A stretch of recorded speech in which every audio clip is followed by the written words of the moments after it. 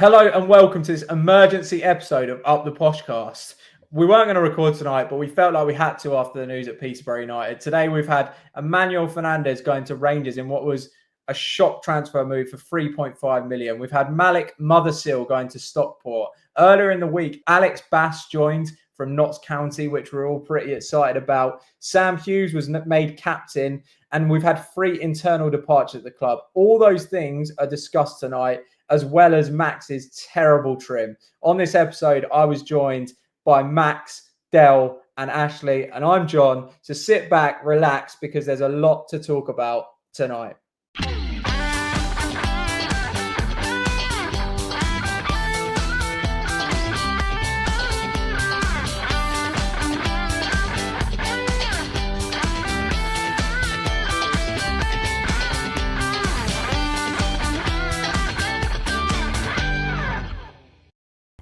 Max, Peterborough United have just received £3.5 million reportedly for Manny Fernandez from Rangers.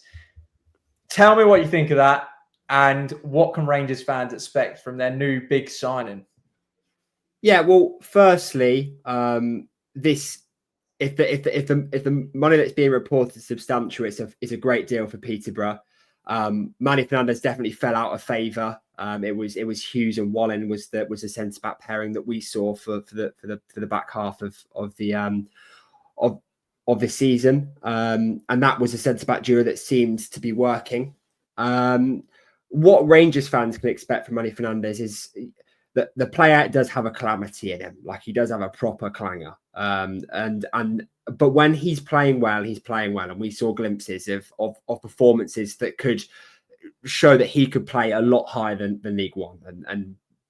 I go back to it all the time whenever I speak about Manny Fernandez, but that game at Wembley playing against Birmingham City, who have broke every record under the sun in League One this season, or last season now, they broke every record under the sun, and he put in an absolute monstrous performance. He was amazing that day. Tackles were on point, ball playing was on point. His composure is excellent, and his composure is excellent throughout the whole of his game. Can lead to the mistakes is what I would say in that element of the park of the composure element. He doesn't react quick enough to danger. That's the problem with Manny Fernandez, and that can put him in big spots of bother when he's got a striker on his right shoulder and he's trying to play it to his centre half. And inevitably, the striker sometimes will get the ball, will get an opportunity, will force a mistake. That's something that can be coached, though. Like, again, you've got a massive physical presence. He's about 6'5", 6'6". He's very good in the air. He brings down headers. He's exactly what you'd want in the centre half. Just that ability is a bit raw, and I presume that can be coached. For us as Peterborough fans, the reaction from me is this is a great deal. I don't think Manny Fernandez was going to be our starting centre half. So to get him for the package that's been rumoured, it's fantastic. It's going to allow us to continue to be active in the transfer market, sign new players, bring in a replacement for Manny Fernandez, and overall, I think this is a great deal for both sides. I simply cannot believe how much we have pulled the pants down of Glasgow Rangers Football Club. Look, Max is signalling to Barry Fry. This is an absolute masterclass from Barry Fry and Darren McAntony to have allegedly got this much money for a third choice centre-back at Peterborough United who finished 17th in League One last season. I know that Max has just run through all of the assets and things that he has, but I just can't see what other people see that he's going to go and play in the Scottish Prem, regardless of what level you think that the Scottish Prem is at compared to the Prem, the Championship or League One. This is just an absolutely outstanding deal for Peterborough United. And I'm going to ultimately say probably going to end up being a shocking one for Rangers, at least for the next 2 years. Because unless Manny has somehow managed to wake himself up after the last 6 weeks, he is simply not a player that is switched on enough for me to justify playing week in, week out for such a massive football club. I think that we've got the best deal. I think that this is, like I said, an absolute piece of business that we have done, and is ultimately going to set us up now for at least the next season, if not going forwards as well. I don't even know where to start, if I'm honest. First of all, it's a deal. It's a sale of the fucking century, as a line that comes from some popular film. Also, there's another thing. Is it Taggart? Do you remember Taggart, the detective? There used to be. There's been a murder, but I think they need to change that. There's been a robbery, because we have robbed you, Rangers, without a shadow of a doubt. 3.5 million for somebody that can't. Well, anyway, don't want to be disrespectful for money, because he did have a good game at Wembley. In fact, he had an outstanding game at Wembley, which is superb. Honestly, this selling money to Rangers for 3.5 million is, if I got my facts right, is a better deal than when we robbed the other Rangers. Did they call them the Rangers? QPR, when we sold Connor Washington to him. So what did we get for him then? Was it 2.5 million? I can't remember, but 3.5 million. If that is true, plus add-ons for Manny Fernandez, well, I'm Barry Fryer. If you're the man and you're close to retirement, I think you just got an extra year on your pension there, mate, because that ain't a bad deal, is it?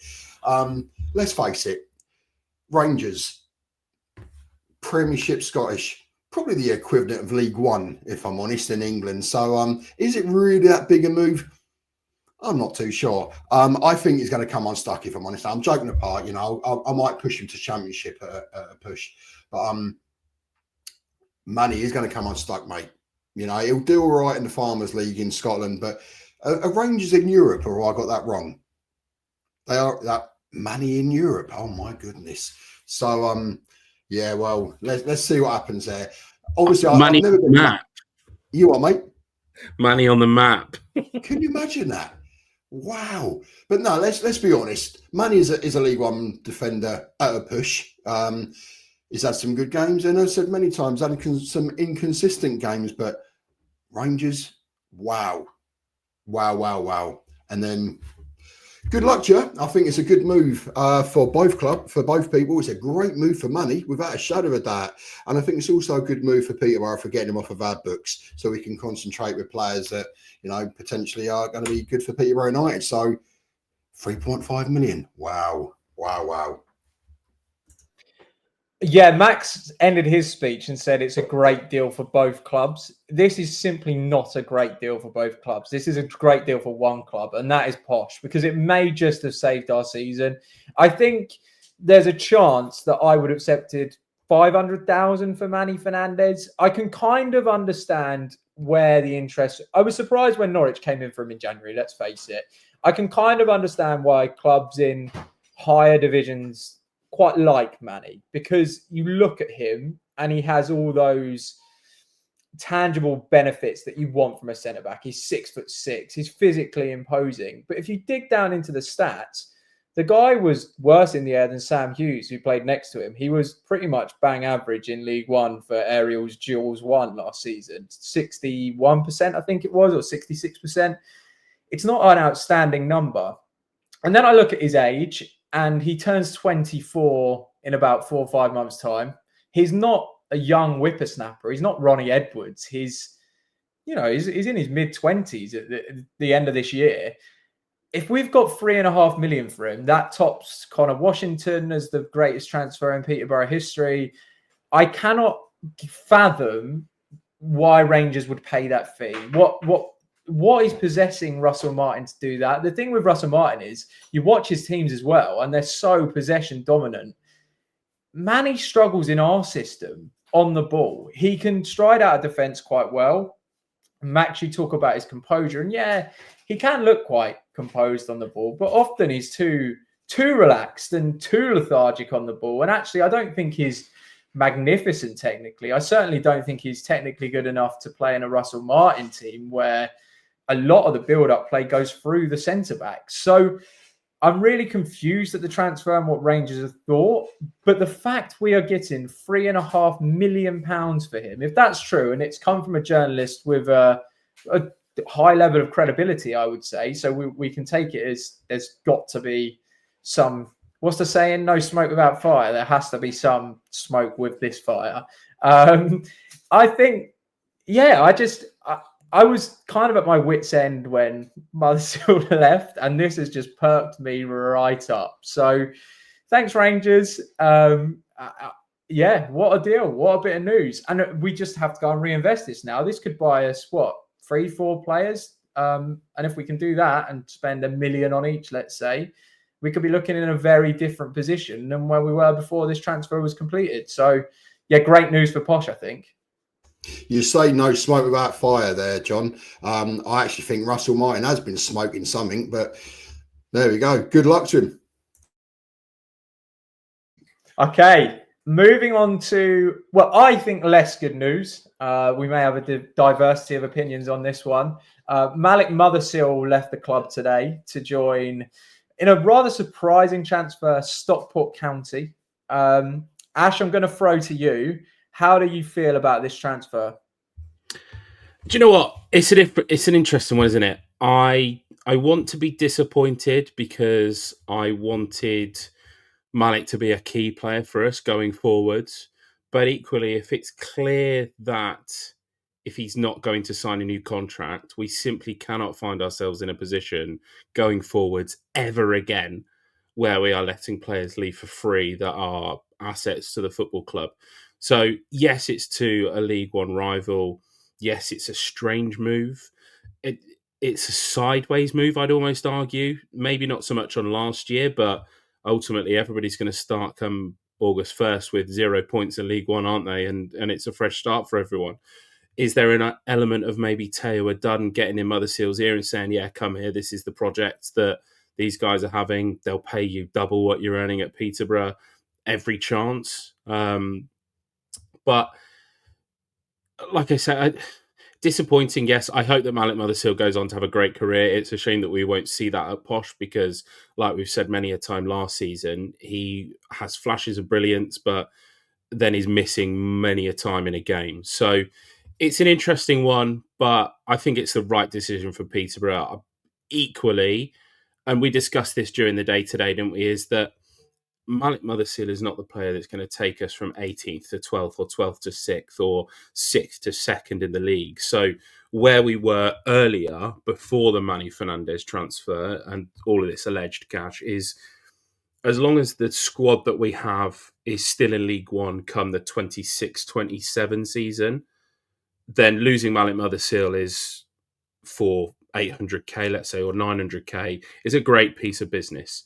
I don't have an issue with that. Hindsight will become a wonderful thing. If we get relegated, losing Malik Mothersill will be a disastrous thing unless we can find a replacement. But who knows where we're going to be and who knows what Malik Mothersill's replacement will look like going forwards. I just want to follow on there, Ash. You've just mentioned Malik Mothersill is, we have to replace him. This system under Darren Ferguson does not operate without a number 10. The number 10 is probably, from an attacking fluency point, is probably one of, if not the most important position on the pitch for that aspect of the game. You look at, and I'm going to get eye rolls all over here, but if you look at Joel Randall, for example, very systematic and not a great player, but was molded into a system player, right? And we were, I think personally, as a personal opinion, our attack was much more fluent because he was able to get the ball moving up the pitch. And I don't think we've necessarily replaced that system player. Not saying that obviously Randall was the greatest player ever, but what I'm saying is that system player that we're looking for, that Randall did to a decent degree, I don't think we found that replacement for him. And Malik was a bit more sporadic. Last season, obviously, was very turbulent. We've tried to put Malik in different positions. He's played left wing, he's played striker, he's played right wing, he's played through the middle. It feels like he's played all over the park, right? What we need to do now is go and sign a competent, good number 10, young, up and coming, and just hit the ground running with that. Because if we can sign a number 10, a really strong number 10, and we can go in, even if, that could help Gustav's game. We talked about like Gustav not necessarily being ready. If we've got a number 10 that can basically put the ball in front of Gustav, surely we haven't spent that much money on him. for somebody who cannot put a chance that's been put on a plate away. Is sort of my thought process. Reiterating that with, I haven't seen any glimpse that Gustav can finish a goal, put it right in front of him. I am just going on blind hope and optimism with that. But the number 10 is such an important position for us to sign now. We need to go and do that. Malik, and one last thing on Malik, selling to a League One club. I think this would be a very different sort of conversation if Manny hadn't gone for the fee that he's just gone for. When the news broke, I was fuming that we'd sold Malik to a League One rival, A, and B, if our aim is to be pushing at the top of the table again, Stockport are going to be up there. We've sold Malik to somebody who is arguably going to be competing where we want to be competing this season.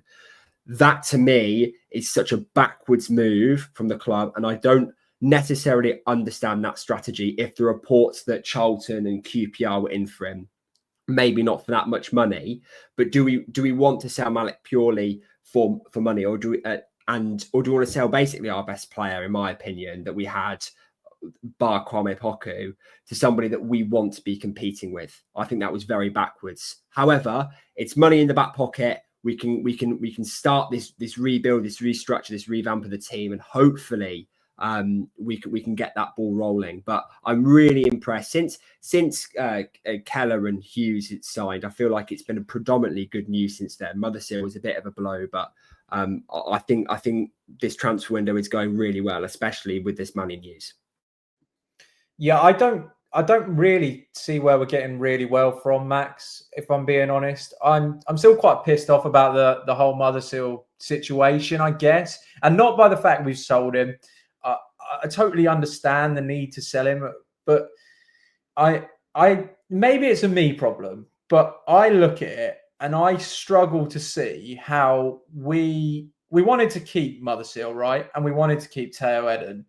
And both of them chose to go to Stockport over us. Now, you tell somebody that 18 months ago that two of Peterborough United's leading players, or people that they were wanting to put in their team for next season, would leave them and join Stockport County. And I don't mean this disparagingly about Stockport, but for me, that's tough to take. And maybe I need to realign my aims. But the club have talked about, oh, well, Charlton finished 17th and made the playoffs. There's clearly that playoff goal is still there. They haven't realigned their aims. And yet we can't keep players away from Stockport. Now, if they've gone to Luton or Cardiff, you kind of go, well, they're powerhouses in League One. I can understand why they go there. If we are losing players that we want to keep while signing Stockport's reserves, let's not forget Sam Hughes was a Stockport reserve. They didn't want him. How can we pertain to be a top six chasing League One club? We just aren't. We can't compete with Stockport County at this point. We have fallen so far, and maybe that's me needing to realign my goals with Posh and my view of Posh, because I started supporting Posh pretty much at the first season Dara came in. So I watched us in League Two for 2 seasons, and ever since then we've pretty much been a guarantee to be near the top of League One. I know there was a few seasons where we weren't, but generally that was our aim. Now, if we are realigning to be a bottom half League One club, then I can accept this. But if you're giving the line that we're chasing the playoffs, you simply cannot lose 2 players to Stockport County and sign one of their reserves. I'm sorry, you just can't. And that's why it annoyed me. People will disagree. People have said to me on Twitter all day, you're so pessimistic, etc. But I've watched us replace Max, you called it a really good window, but I've watched us replace Kwame Poku with a guy that hasn't scored a goal since November in the Swiss Championship. I've watched us replace Hector Cipriano with a guy that's played less than 30 EFL games. I've watched us sign Sam Hughes, who's pretty much bang average. I think we'd all agree with that. He's better than what we've got, but is he a great League One player? No, he's not. So I think we've made one really good signing, which we'll talk about later, in Alex Bass. But yeah, I don't think it's been a really good signing. I'm still struggling to come to terms with, not come to terms with it, that's a bit dramatic, but I'm still struggling to accept the Mothersill to Stockport news. I do think that is a blow. and I can't frame it in any other way. Yeah, so I think that what the important thing here, though, is not to sort of forget is that this is very much a new era of Peterborough United. And I think that it is important that we leave the Mothersills, the Edens, those types of people that have very clearly expressed that they don't want to be at the football club in the past. We now have players that are signing, even at 28, 3-year deals. Alex Bass, 4-year deal. Brandon Keller, 5-year deal, right? This is a very clear plan. And there were arguments that the club wasn't protected and we were losing the assets. I think that's been flipped very quickly, even in the last sort of 2 weeks, in that we now have the assets and they are ours. Like, there's nobody coming in 2 seasons' time and going, oh yeah, you've taken Brandon Keller on a 2-year deal. If he doesn't want to sign an extra year, we're going to have him for free. And I think that that's the important thing to acknowledge, is that yes, maybe the standard is not quite there, but these are our players and these are our players to develop. And I've said before on previous episodes when we've recorded is that probably the worst thing to happen was the playoff season against Oxford, because that was meant to be a rebuild season and it wasn't, and we were successful. And everybody's hopes got so high that, yeah, we're just going to keep challenging. We're going to keep challenging. We've changed the way that we play football. Fergie's changed the way that we've played it. And actually, last season was just a monumental crash out of a season. But I don't think that we can sort of forget that actually one bad summer of transfers doesn't mean that the Peterborough United policy has just totally gone to bust. I actually think, if anything, that where we're at now is closer to when we were signing the likes of Dean Keats and Craig Morgan and Russell Martin and all of those sorts of people. And the people that we're getting in and around them means that actually, yes, this season may be tough, dependent on who's left to come in. But actually, this is the rebuild season now. This is like season 0 again of Darren McAntony era 2.0. Let's reset. Let's not set the expectations too high of top 2, top 6. And then next season, 26-27, let's push on from there. And let's just see where it goes and enjoy it, knowing that we're not going to lose players after 2 years. I think you raised some good points, Ash. I will just come back. I think for me, the reason a lot of these players want to stay here is, frankly, because they can't do any better. Why would Ryan de Havilland want to leave Peterborough? Because he's going downhill. Why would Abraham Oddo want to leave Peterborough? Because he's going down. George Nevitt, etc., etc. They want to stay at the club because it's the best they can do, surely. Yeah, but is this not about the players that are still wanting to come to us? Players like Alex Bass, second best goalkeeper in League 2 last season. Brandon Keller, yes, he's only played 30 games, but he knows that he's not going to get the game time at Birmingham. So he's taking a step down to develop himself. Like we said when we signed Kyprianou, the Orient fans were laughing at us that they paid 300k, that we paid 300k for him. Brandon Keller's clearly already an echelon above where Kyprianou is, in my opinion, having played so many less games. Yes, there's the risk of Frith. Yes, there's the risk of Lisby. But 2 seasons ago, if these were the players that we'd signed, these would all be people that we were excited by. So I just don't think that we should now throw away. One bad summer should not ruin the policy that we've had. Right. I totally agree with you, Ash. And this is exactly the point I was going to make. My issue isn't particularly with the signings that we've made. My concern is actually with the fact that these players are coming in almost immediately to be starters. So if Keller was coming in as a third choice centre mid, I think you go, brilliant. If Frith's coming in, you go, oh yeah, we've got a punt. But actually they're coming in for players that, you know, are very good League One players. Kwame Poku and Hector Kyprianou are 2 outstanding League One players. And we simply don't have that level of cover that we've always had before. So you're almost going, well, you need to step up instantly. And that's where my concern comes from, because it's either them stepping up, or it's Kean Hayes stepping up, or it's Ryan de Havilland stepping up, or it's Donny O'Brien Brady stepping up.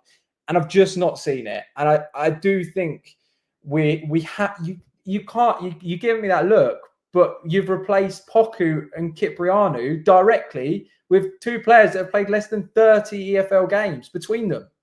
I just think that the point is that these players only got us to 17th. Yes, they're fantastic footballers, but they were performing at 30% of the level that they needed to. Those players, you've said it yourself. The striker that we signed to replace Malik Mothersill will not be as good as 50%. Now, that means that I said to you earlier, they only need to score 6 goals to match what Malik Mothersill got in the league. If a striker that we sign can't score 6 goals, then that is poor recruitment. I'm confident that the Malik Mothersill's replacement, whether that's a 9 or a 10, scores 6 goals for Peterborough United, scores 7 goals, scores 10 goals. And equally, you then have to trust that, yes, last season was rotten for George Nevitt, Chris Clark, Oddo.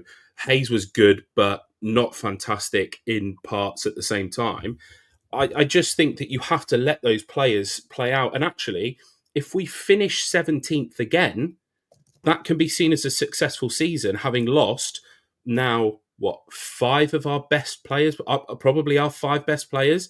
If we finish 17th, I think that that's just something that we have to accept, knowing that 26, 27, we push on again and we go for 7th, 8th, 9th, and that's what we see.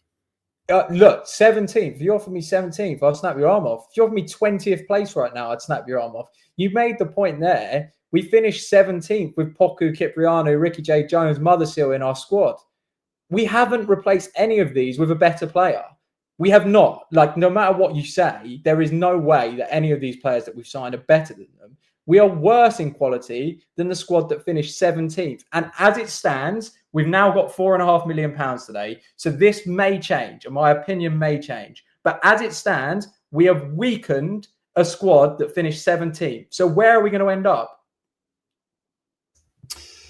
I'm going to come back in here because I've been sitting here listening to you guys giving your views and everything, and I've been patient, because that's unlike me, but I've been patient. I'm just going to bring it back to Malik Mothersill first of all. Malik Mothersill, disappointing side for me is the fact it is one of the players that I can actually pronounce, but Stockport. I don't think any of us, all of us knew that he was going to go, and we all expected him to go to Charlton, QPR, or whoever in the Championship, but Stockport. So like a Stockport who was like 2-3 years ago in non-league, and now we're losing players to Stockport, Stockport County. But do you know what? Why he's gone there and why we've sold him? Money talks. That's the only reason. Money talks. Obviously Stockport now have, got some proper rich owners and they're investing. They've obviously paid a decent offer to us for us to accept it. They've obviously offered Malik a decent offer for him to want to go to another club in League One rather than step up to the Championship. And, if that's what they want to do, that's what they want to do. That's fine. No problem whatsoever. My view is if you want to leave the club, see ya. Thank you. Goodbye. But we need to accept, and being an old man of the group, and I've waffled on before and I've said it before, we need to understand where we are. We're not that powerhouse in League One that we've always historically been. We're not always historically been for the last 10, 15 years, apart from the odd year in the Championship. We are Peterborough United, okay? And we are where we are for a reason. What we need to do for the next year or two is maintain our position in League One whilst balancing the books financially, nothing we're hiding. Dara's on about, obviously, we've still got a bit of debt. We need to try and cut that down. And we need to sort of reevaluate what Peterborough United is. Okay. We've been the fans, the young, as you said, John, and especially young Max, you've only ever seen success apart from last season. Let's be honest. You can't class a relegation from a Championship as a failure, because for little Peterborough, getting in the Championship is impressive. So we are where we are. Okay. We need to get behind whoever's playing for the squad. You say we've lost our best 5 players. Factually, we probably have, but that doesn't sort of mean to say they're really good players, because we've had a really average squad for the last year or two. I know we sort of, Ash alluded to a minute ago, we'd done really well in that year when we got to Oxford in the final of the playoffs. We all knew that was a fluke season. Outstanding season, that was, to be fair. It was a fluke. Potentially, that squad of players, would they have done it again the following season? I don't think they would have, necessarily. But we are where we are. we've lost some players, and when we do lose players, we never replace them with better players as such. We always replace them with players that potentially are better. So let's see where, you know, the is it Frith or Firth? Whatever, you know, fucking hell. So even that, a 5-6 letter word, and I still can't get it right.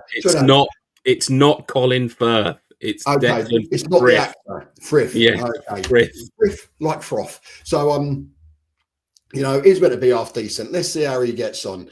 Bass, obviously, he's come with, like, you know, lots of plaudits. So it'll be nice to have an established goalkeeper in goal. You know, and as Dara said, it's the first time we spent money on a goalkeeper for God knows how long. And that's no disrespect to Bilo, to Blackmore, to whoever we've had in the past. You know, we've got, well, it is disrespect, I suppose, but we've got a goalkeeper that's got a decent pedigree. You know, let's see where we go from there.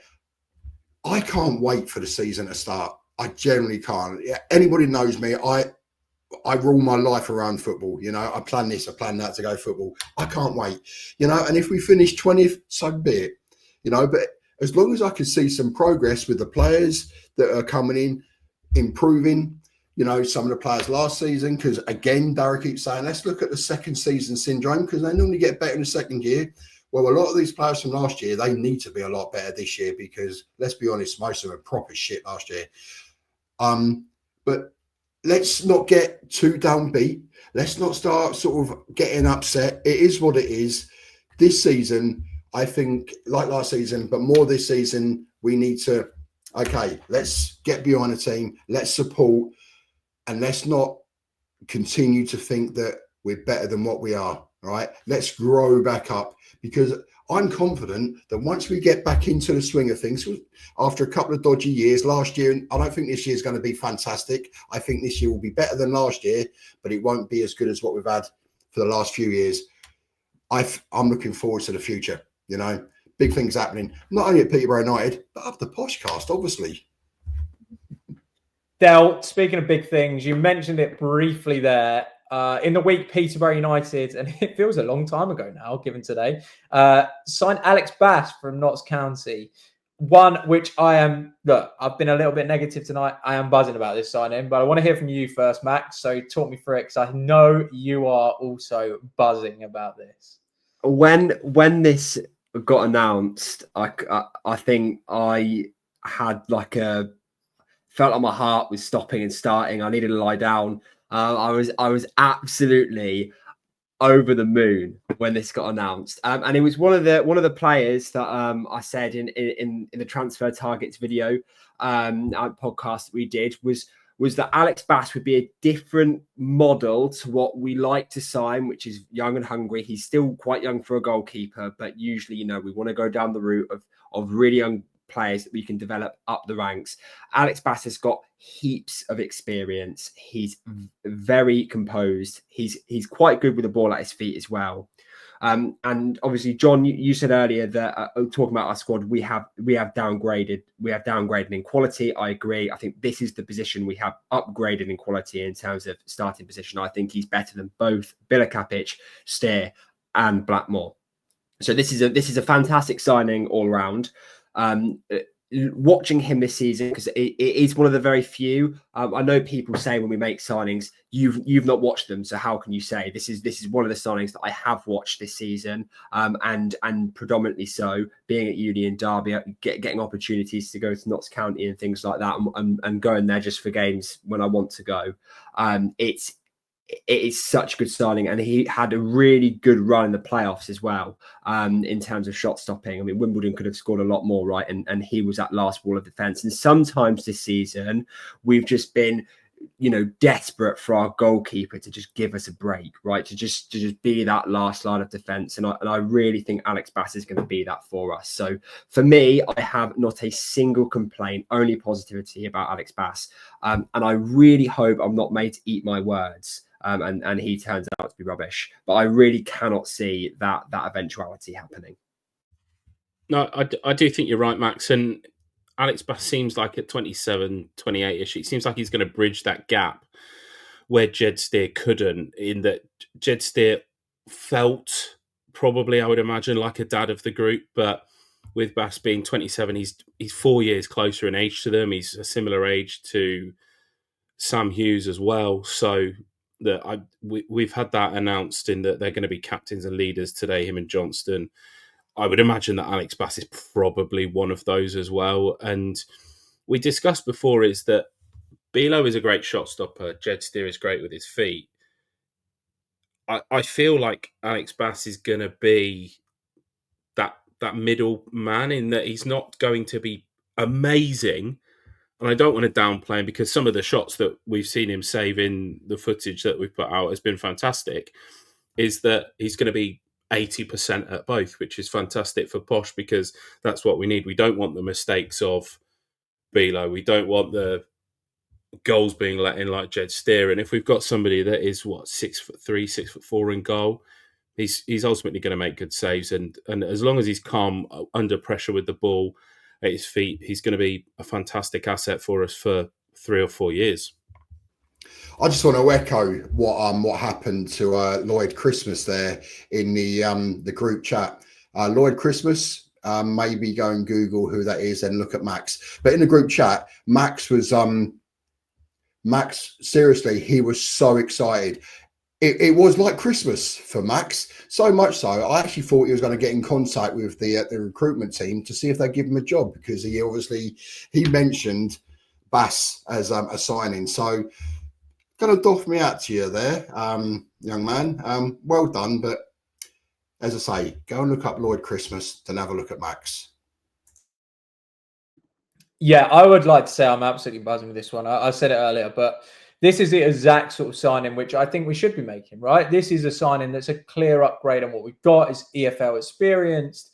A real sign of intent. I love the fact that we've paid money on a goalkeeper. It's been a problem position for years, and I think we've solved it, and we've solved it hopefully long term. Just as a stat, which I want to throw out there, Alex Bass's save percentage last season, 74%. Now compare that to Jed Steers, which was 62. Nicholas Bilakapic was 61%. That is a big differential between there. And I know you're probably going to face harder shots in League One, so maybe it will slightly drop, but I would be surprised if it drops that much. I also look at the high claims number, and Alex Bass was in the 70s, which is over double what Jed Steer got. And surprisingly, Bilakapic only claimed 10 high claims, so he's clearly more commanding of his box than Bilakapic. He's basically a massive upgrade on the pair of them in every facet of the game, really. And that is going to be crucial to us because I think he's going to be a busy man. So I'm really, really pleased with it. I think this is, like I say, the exact sort of signing that Posh should be making and a clear step forward. So well done on that signing, buzzing with it. We talk about signings, but there has been a few departures this week too. We've seen, who have we seen go? We've seen Paul Gerrard go. We've seen Bobby Coppin go. And we have also seen Clive Edwards go. Ashley's best friend at the club, Clive Edwards. Ash, it seems right and fitting that you comment first on this bit of news. Yeah, look, there ultimately isn't much to comment on, is there? Clive has put his tweet out. I am disappointed that Clive hasn't seen out the rebrand, and that is something that we have been informed by the club will still be going ahead on the 31st of July. We have that as an official line. There will be no change to that timeline. It was something that he was very passionate about. It was something that he managed to ultimately convince myself and people like Dell that it was the right decision to move forwards. And I think that we all agree that it is the right thing to do, and that hopefully you guys that haven't seen the new badge and identities that go with will completely agree when that is released on the 31st of July. For me, it's ultimately just disappointing that this pride and passion that he's had, he's not managed to see over the line for whichever reason that is. As for Bobby Copping, I don't think that this one is as much of a surprise because I think it's Nathan Cazzetto has replaced him in his role, and they've sort of been doing a handover for sort of 3 months. And then Paul Gerrard probably is the strangest one. I know that Chaz was probably doing laps around his living room until he realised that it was a family issue that Paul Gerrard was happening. I think it's just going to be interesting to see who comes in to replace Paul Gerrard, because we ever had a solid goalkeeper coach? We had Mark Tyler. He was never a fantastic coach, I don't think. We had Ali from the academy step up because we wanted Blackmore to be our number one. Paul Gerrard's come in, and ultimately our goalkeepers weren't very good last season. So we talk about on-field signings being massively important to us going forwards, but equally, I think that going back to Dale Tong leaving, getting Rooster in, that's a massive signing. So whoever it is that replaces Paul Gerrard, I think that has the chance to be a massive signing for the football club as well. Just, there has been some coming and goings, and just like Max said in the group chat, how excited he was to get in Bass in. I'm actually going to put a call out there, a replacement goalkeeper coach, Ian Bennett. I can see Ian Bennett, but he's had some big jobs. Some jobs bigger than any of us expected, if I'm honest. So potentially Ian Bennett as the next goalkeeper coach. I don't know anything. This is speculation, but I'd happily take him back. But yeah, a few comings and goings. Well, one last bit of news this week in what has been a busy news week is the captain and vice captain, and for the season have been announced. Captain is Sam Hughes. Vice captain is Carl Johnston, I should say. Ashley, do you want to go first? I was doing my best impression of Dale there, by the way. Yeah, well, it's Johnson. It might be Johnson. I don't care, do I? I don't know. But yeah, look, the one thing with Carl Johnston being the vice captain for me is I would rather Dornelli play. And do you want your vice captain sat on the bench? There's rumours that he's a fantastic busybody around the club, which is fantastic. That's what you need, is that he seems like a lovely lad. It's just, footballing wise, I would rather see James Dornelli, and I hope that CJ being the vice captain doesn't impact James Dornelli's progression at the club, because we know that he's got a massive career, but ultimately I think that's the right decision. We knew when Sam Hughes signed, right, that he was going to be the captain. That was an absolute no-brainer, and it was probably something that was put into his contract, is that during his time at the club, he is the club captain. He took the armband when the likes of Archie Collins were still on the pitch last season.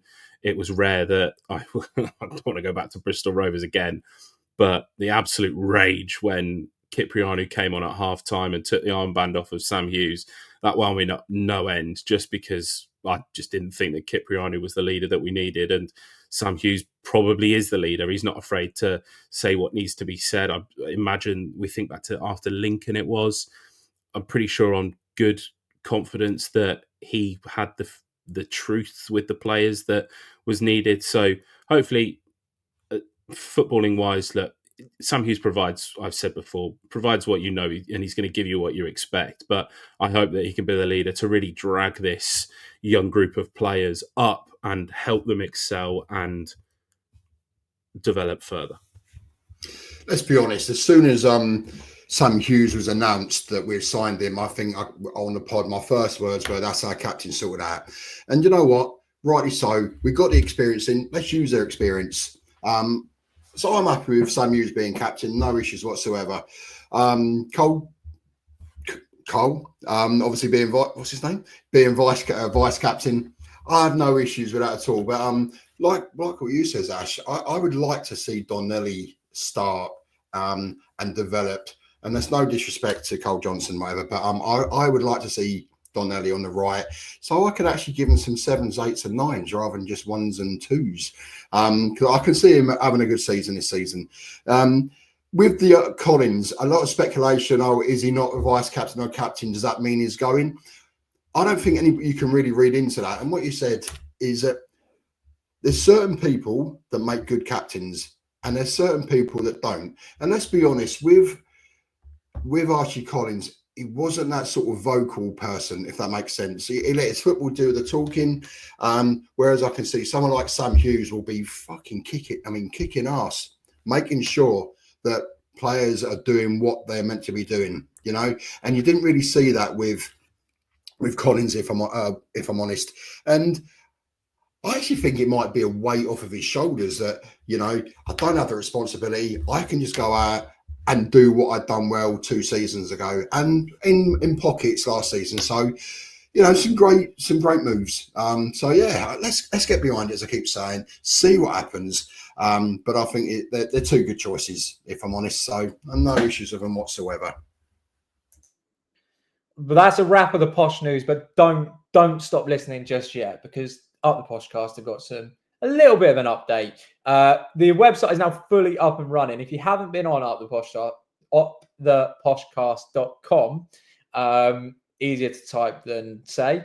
It's really good. There's some really good articles on there. You'll learn a bit. Max has done one today on potential Mothersill replacements. There's loads of stuff on there. There's also a raffle. You can buy your pin badges, which I should have worn and I completely forgot to wear for this episode. But the pin badges are now being dispatched and they're really, really good quality. I promise I'm not just saying that to try and be a salesman. If you have listened and enjoyed tonight, please do subscribe. If you can't, buy a pin badge or support the pod financially or anything like that, that's absolutely fine. But we really would appreciate if you would subscribe to our YouTube channel or leave us a comment or a like. It really does mean a lot when you guys engage like that. The comments can be on your thoughts on the transfers, whether you agree with me about the summer so far, whether you agree with Ashley about the summer so far. We'd love to hear from you. Look, we're always keen to hear opinions. Ash wants to say something. I would love everybody to rate Max's trim out of 10 as well. That is going to look. Remember when Dale talked about CJ's 1s and 2s ratings? I think we're going to see a few of them coming up. Don't you all get on YouTube and have a look at Max's new trim? If you are listening to this, I promise you it's worth it. Anyway, before we start rambling too much more, I think that is the end of tonight's episode. We will be back in our usual slot on Monday. I suspect we might have a sign-in or 2 to talk about in that episode. No promises, though. So, up the Barry Frycast and up the Poshcast. Up the Poshcast. Up the Poshcast.